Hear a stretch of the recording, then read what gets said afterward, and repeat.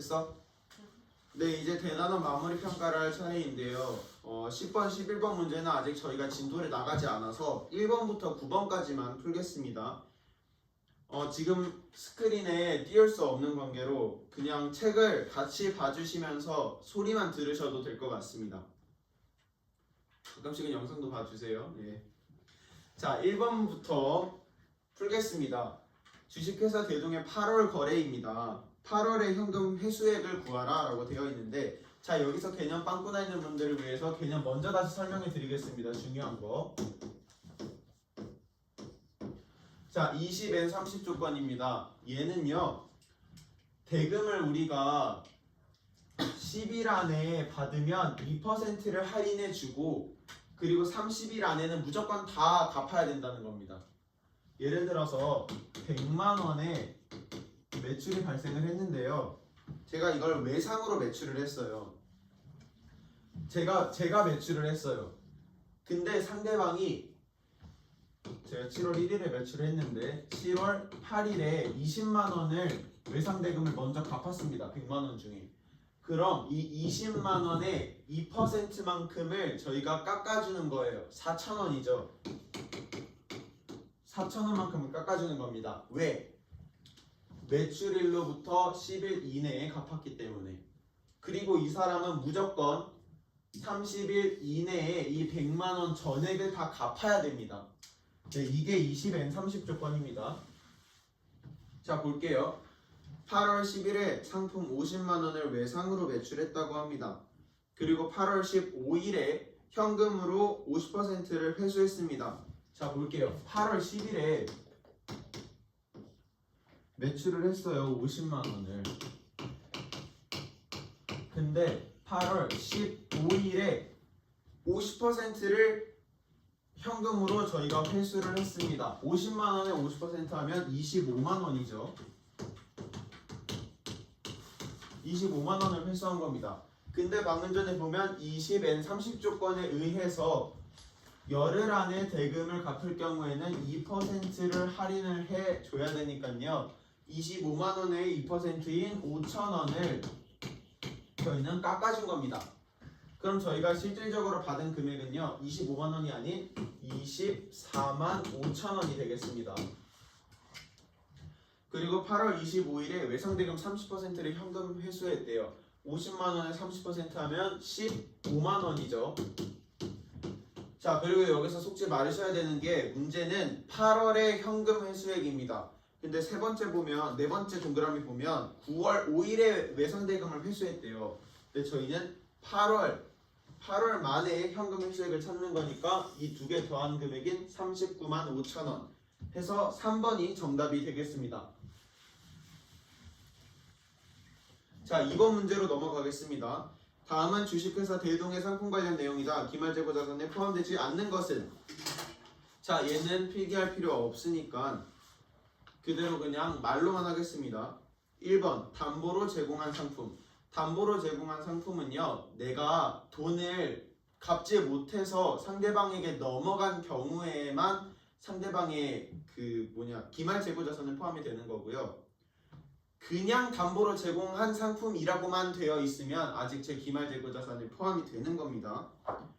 자, 그리고 2번 고객이 구매 의사를 표시하지 않은 시용 판매 상품. 고객이 아직 구매 의사 표시하지 않았기 때문에 상품 나한테서 안 넘어갔죠.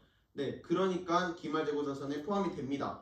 만약에 고객이 저 이거 살래요 하고 구매 의사를 표시하는 순간에 그 순간부터는 기말재고자산에 포함되지 않습니다. 자, 3번 도착지 인도 조건으로 선적되어 운송 중인 미착 상품. 도착지 인도 조건으로 운송됐대요. 그럼 내 물건이 도착지까지 다 가면 그제서야 상대방의 물건이 되는 겁니다. 근데 아직 운송 중이라고 했죠? 네, 아직까지는 제 거네요. 주식회사 대동의 기말재고자산에 포함되는 겁니다. 4번 문제, 4번 위탁 판매를 위하여 발송한 후 수탁자가 보관하고 있는 적송품. 우리 위탁 판매는요, 내가 팔기가 힘들어서 남한테 너가 대신 좀 팔아줘 하고 맡기는 거죠. 근데 그 물건이 아직 안 팔렸으면 제 거인 겁니다. 근데 수탁자가 물건을 팔았습니다 하면 그때부터는 제 재고자산에 포함이 되지 않습니다.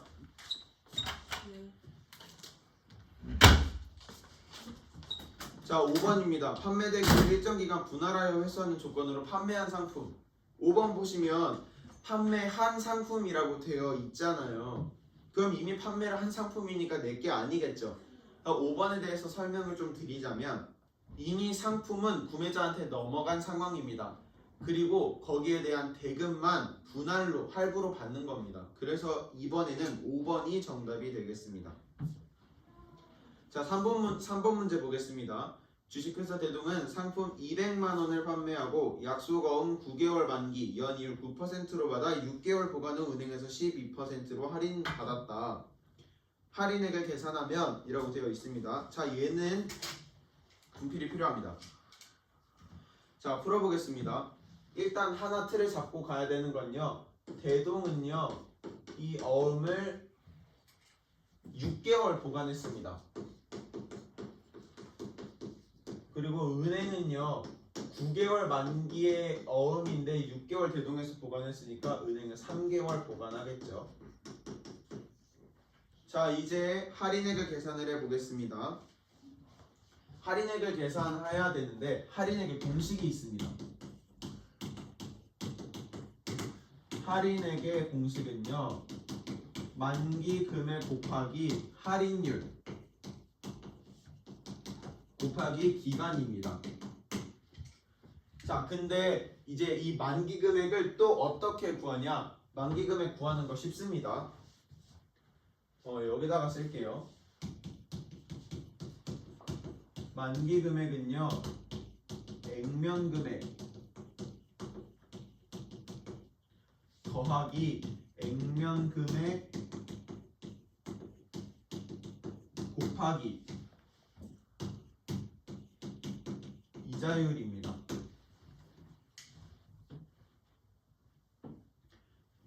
기간까지 필요합니다. 네, 이자율 곱하기 기간입니다.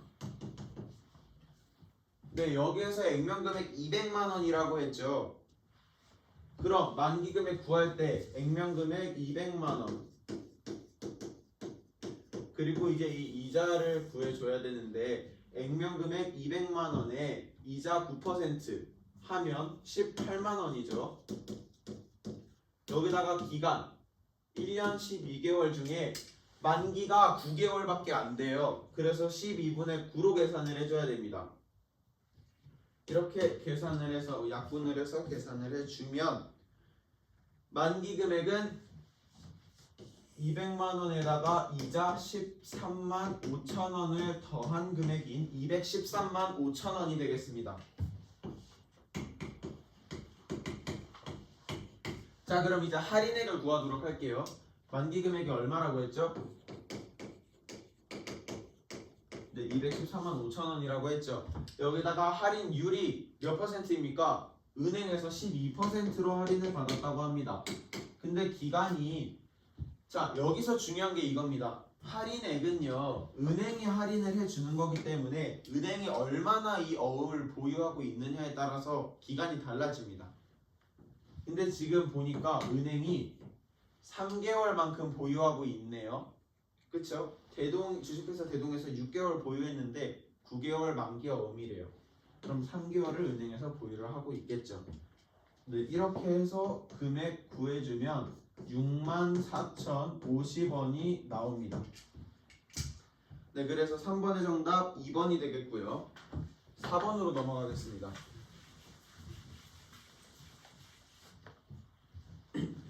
다음은 주식회사 대동이 2000X1년 말 보유한 현금 및 금융상품이다. 재무상태표에 표시한 현금 및 현금성 자산은 이라 되어 있습니다. 자, 개념 다시 짚고 넘어가겠습니다. 제 프린트 보시면 나와 있겠지만요, 현금을 분류하는 세부적인 항목이 3개가 있습니다. 하나는 그대로 현금인데 지폐 및 주화 말하는 거고요. 그리고 두 번째는요, 통화 대용증권.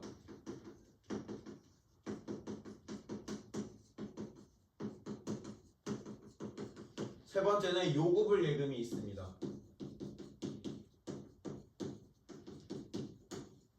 네, 그리고 현금성 자산은요, 자, 이거 잘 알아두셔야 됩니다. 현금성 자산은 중요한 게 이겁니다. 취득 당시 기준으로 만기가 3개월 이내인 걸 말하는 겁니다.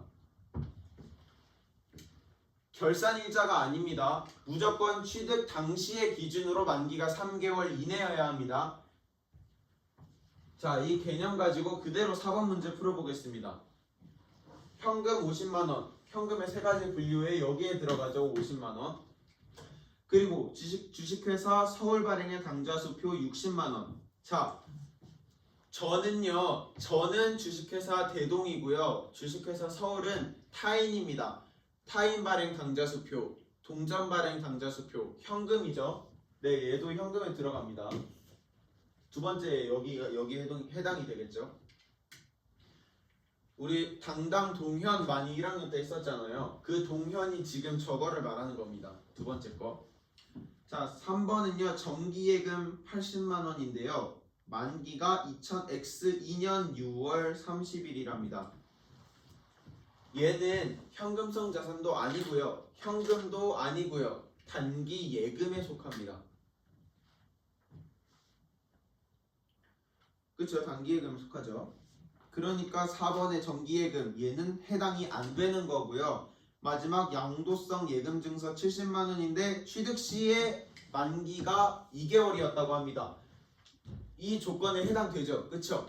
취득 당시에 만기가 3개월 이내이면 현금성 자산에 포함이 되는데 얘 2개월 남았으니까 포함됩니다. 세 가지 더해주겠습니다. 50만 원 더해주고 60만 원 더해주고 70만 원 더해주면 180만 원 해서 4번의 정답은 4번이 되겠습니다. 자, 5번 넘어가겠습니다.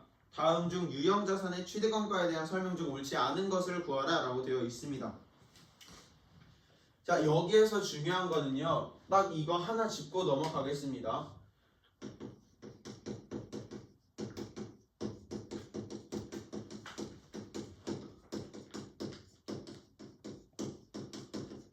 우리 유형자산 취득원가는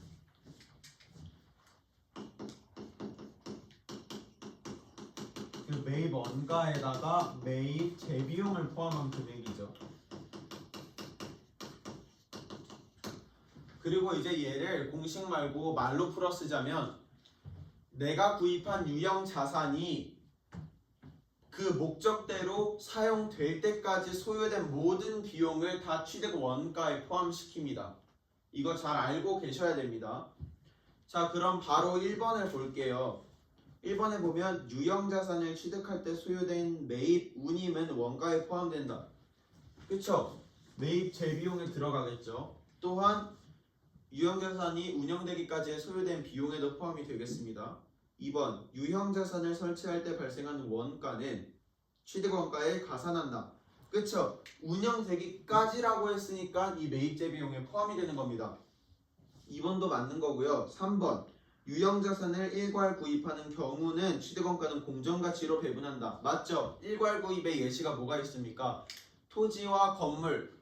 그러니까 내가 토지랑 건물을 같이 사는 경우 그걸 일괄 구입이라고 하는 거죠. 그리고 하나 알아두셔야 될 거, 토지랑 건물을 같이 구입했는데 내가 건물을 부시고 내 마음대로 다시 세웠어. 그러면 그거는 토지와 건물을 같이 구입한 게 아니고 토지만 구입한 겁니다. 잘 알아두셔야 돼요. 그래서 공정가치로 배분하는 거 맞고요. 4번 보겠습니다. 건물을 신축하기 위해 토지와 건물을 일괄 구입하여 사용 중인 건물을 철거한 경우에는 철거 비용을 건물의 취득원가에 가산한다. 제가 방금 전에 바로 위에서 설명을 했죠. 토지랑 건물을 취득을 했는데 내가 건물을 내 마음대로 헐어버리고 다시 지었어. 그럼 그때는 저는 토지만 취득한 거지 건물을 취득한 게 아닙니다.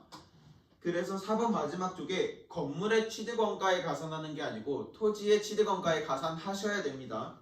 그래서 건물을 토지로 바꿔주셔야지 정답이 되는 거고, 일단 5번의 정답 4번이고요. 5번 선지 보겠습니다.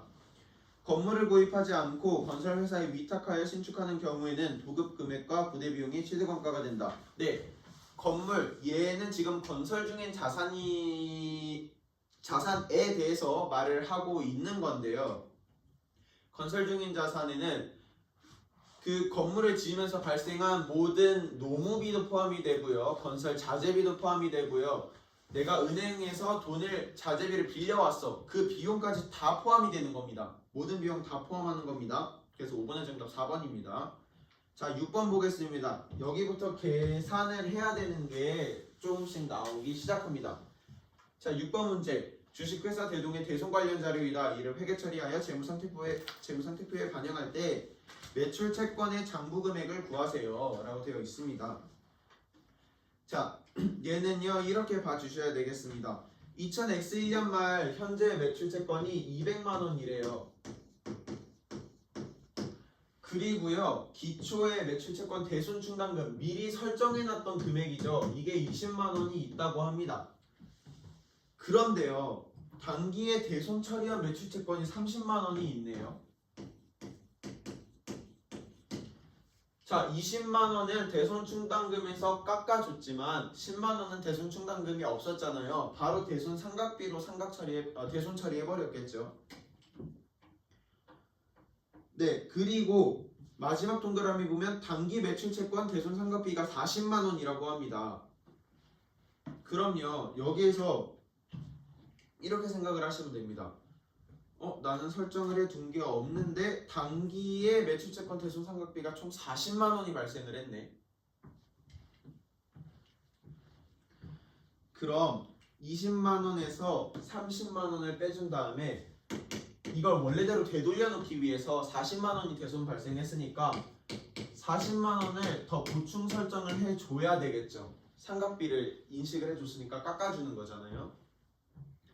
그럼 이대로 200만원에서 20만원 더하고 30만원 빼고 40만원 더하면 금액은 170만원. 6번의 정답은 3번이 되겠습니다. 자, 7번 문제 가겠습니다. 다음은 주식회사 대동의 유형자산 교환과 관련된 자료이다. 물음에 답하시오. 주식회사 대동은 유형자산 A를 경기상회의 유형자산 B와 교환하면서 20만원의 현금을 추가로 지급하였다 라고 되어 있습니다. 자, 우리 중요한 개념 하나 짚고 넘어가겠습니다. 얘는 지금 동종자산과 이종자산의 회계 처리입니다.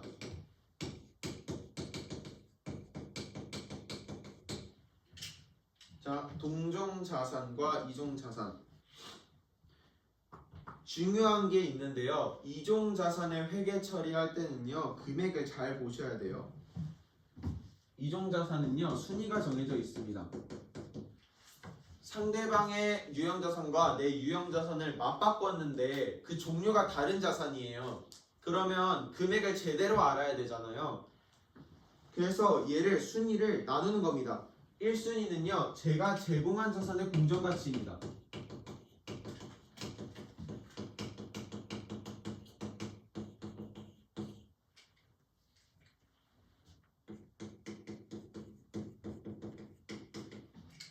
그리고 2순위는요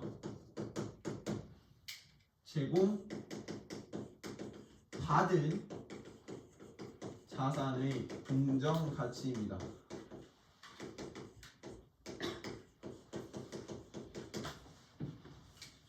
이거 무조건 알아두셔야 됩니다. 만약에 이게 없다 하면 1순위 그대로 가시면 되고요. 둘 다 있으면 1순위로 가시면 되고요. 1순위가 없을 경우에는 2순위의 금액을 사용하시면 되겠습니다. 네, 그리고 이종자산, 동종자산 보시면 일단 7번 문제에 이종자산의 교환으로 처리할 경우 유형자산의 처분 이익을 계산을 해라 되어 있는데 7번의 1번 선지 그 20만원을 10만원으로 바꿔주셔야 됩니다. 네, 바꿔주시고요. 네, 그러면은 분계 회계 처리해 볼게요. 차변 대변으로 나눠주고요. 자, 이종자산입니다. 이종자산입니다. 저는 유형자산 B를 받았고요. A를 줬죠, 상대방한테. 그럼 차변에 유형자산 A. 취득가액이 100만원입니다. 취득원가 100만원. 네, 그리고 감가상각 누계액 60만원이 있죠.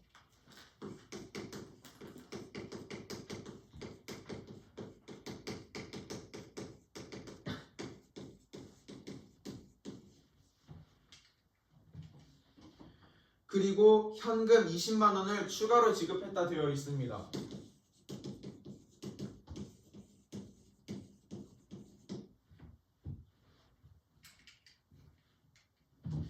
그리고 저희가 받은 게 유형자산 B를 받았죠. 유형자산 B를 받았죠.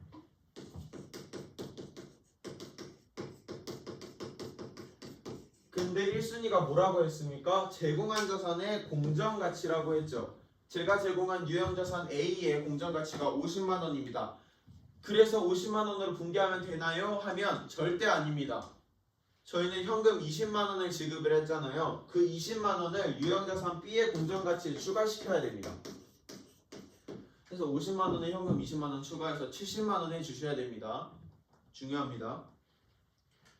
네, 그리고 이제 차변과 대변의 합계액의 그 차이를 봐주셔야 되는데, 차변의 합계는 70만 원 더하기 60만 원, 130만 원 나오고요.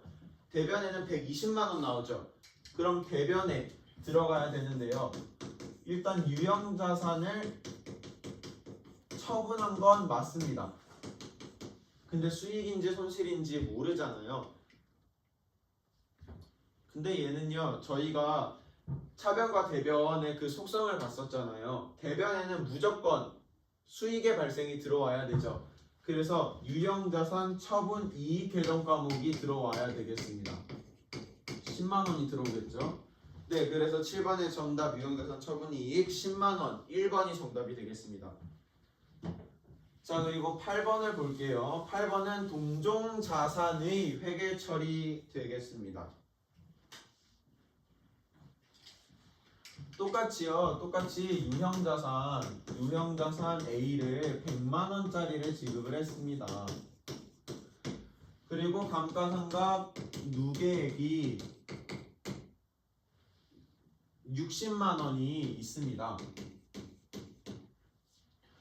그리고요, 현금 20만 원을 지급했죠. 자, 우리 이중자산일 때는 제공한 자산의 공정가치에다가 방금 전에 우리 현금 지급액, 현금 20만 원 지급했었잖아요. 현금 지급액을 더했었죠. 그쵸? 맞죠? 여기에다가도 똑같이 하는 겁니다. 지금 이 차액, 이 금액이 120만 원이잖아요. 대변의 합계가. 차변의 합계도 120으로 맞춰줘야 되겠죠. 유형자산 B, 얘는 60만 원이 됩니다. 이렇게 그냥 바로 분개를 해서 계산을 해 주셔도 되고요.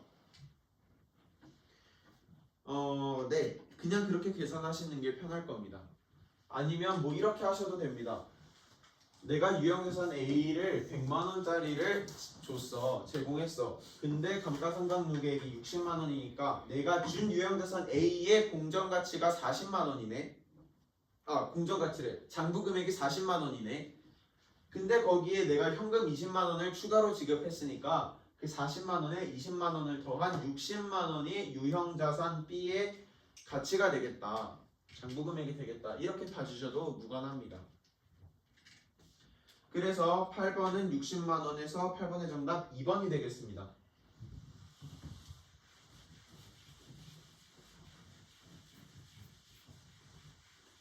자, 드디어 이제 마지막 9번입니다. 9번 좀 깁니다. 잘 따라와 주셔야 돼요. 주식회사 대동은 2000X1년 초에 화물트럭을 2천만 원에 구입하여 5년 사용 후 2000X6년 초 수리비 200만 원을 들여 대폭 수선하여 내용연수가 3년이 연장되었다. 2000X6년 말 대손상각비? 아니죠. 감가상각비라고 고쳐주셔야 되겠네요. 감가상각비 금액을 계산하면, 그리고 조건 나와 있습니다. 단 구입 시의 정액법, 내용연수 10년, 잔존가치는 없다입니다. 자, 화물트럭 2천만 원에 구입해서 5년 사용했다. 일단 얘는 중요하지 않습니다. 왜? 우리는 감가상각을 해서 장부금액을 구해줘야 되니까요. 자, 화물트럭을 2천만 원에 구입을 했고요. 정액법입니다. 내용연수 10년이죠. 잔존가치 없다 하니까 잔존가치 뺄 거 없습니다. 네, 이대로 계산해주면 1년에 200만 원씩 감가상각 해줘야 되겠습니까? 맞죠? 감가상각 해줘야 됩니다. 맞죠? 근데 이 상태로 5년을 사용했다고 합니다. 그럼 총 5번의 감가상각이 있었겠죠. 5번의 감가상각이 있었겠죠. 그럼 저희는 총 1000만 원을 감가상각해 준 꼴이 되겠네요. 잔고 금액이 1000만 원으로 줄었습니다. 맞죠? 근데 얘를 200만 원을 들여서 대폭 수선했다고 합니다. 그래서 내용연수가 3년이 연장되었대요. 자, 여기서 알고 계셔야 되는 거 있습니다. 이 개념 잘 끌어오셨으면 회계 잘하시는 분이라고 인정할 수 있습니다. 200만 원을 들여서 대폭 수선했죠. 얘는 자본적 지출의 회계 처리입니다. 자본적 지출 회계 처리 어떻게 하는지 아시죠? 차변에 증가한 그 가치가 증가한 유형자산의 계정 과목을 가져와서 이 유형자산의 가치가 증가했구나를 나타냈습니다. 그쵸? 근데 얘가 자본적 지출이라 했으니까 이 남아있던 잔고금액 1000만 원에서 자본적 지출이니까 200만 원의 값어치가 증가했다고 했잖아요. 그럼 지금 잔고금액이 다시 1200만 원으로 늘어난 겁니다. 얘는 손상이 아니에요. 그냥 수선한 겁니다. 자, 했는데 내용연수가 3년이 늘었대요. 우리 감가상각비 다시 구할 때 어떻게 해줬습니까? 분모 자리에 자녀 내용연수 써줬었죠. 근데 우리 내용연수가 10년이었는데 5년 상각해줬으니까 여기에 5 들어오면 되나요? 하실 수 있는데 아니죠. 내용연수가 3년 더 증가했다고 했죠. 네, 3년 더 증가했다고 했죠.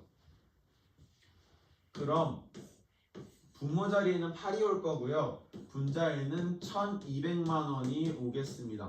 지금 문제에서 원하는 게 2000x 6년 말에 감가상각비를 계산하라 되어 있는데 정액법이니까 한 번 구한 감가상각비가 그대로 유지가 되겠죠.